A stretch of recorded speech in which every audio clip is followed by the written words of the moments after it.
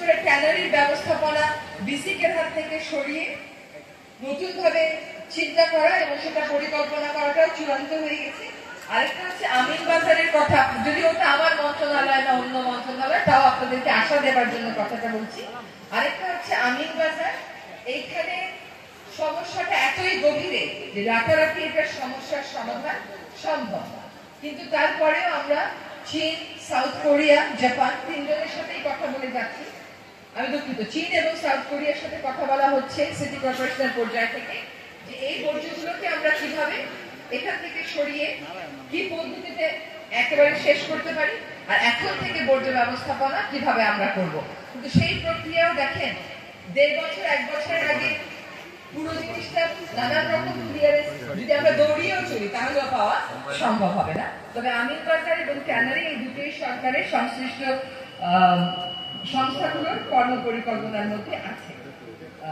শেষ কথাটা আমার বিভাগ থেকে আমি একটু বলে যাই, সাভার থেকে যে ইটভাটাগুলো সাভারে জ্বলে, সাভার এবং ধামরাইতে, এগুলো ঢাকার বাতাসকে মারাত্মক দূষিত করছে, কারণ এগুলো কয়েকটা বাসে শীতকালে বিশেষ করে ঢাকার দিকেই প্রবাহিত হয়।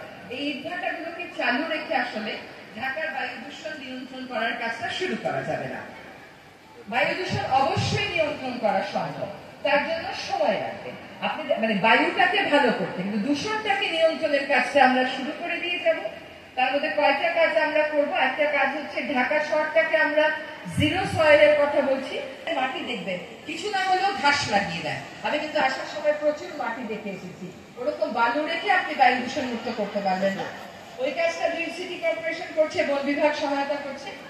আরেকটা হচ্ছে ইটভাটাগুলোর উপর নিয়ন্ত্রণে আনা। ঢাকার আশপাশে একটা নির্দিষ্ট এলাকা, তার মধ্যে সাভারেরও কিয়দংশ পড়বে এবং ধামরাইও পড়বে, যেটাকে আমরা নো ফিল জোন ডিক্লেয়ার করা যায় কিনা আইনগত বিষয়গুলো নিয়ে কথা বলছি। আরেকটা হচ্ছে, এবং এই যে আমিন বাজারেও পোড়ানো হয়, মাতুয়াইলেও পোড়ানো হয়, এটা করলে ঢাকা শহরের বায়ু দূষণ কোনোভাবেই নিয়ন্ত্রণ করা যাবে না। আরেকটা কাজ হচ্ছে পুরাতন যানবাহনের বিরুদ্ধে ব্যবস্থা। আমরা ব্যবস্থা শুরু করেছি, এই ব্যবস্থা ক্রমান্বয়ে আরো জোরদার হবে।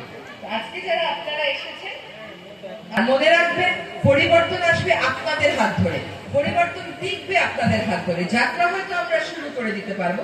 একটা ছোট্ট উদাহরণ দেই,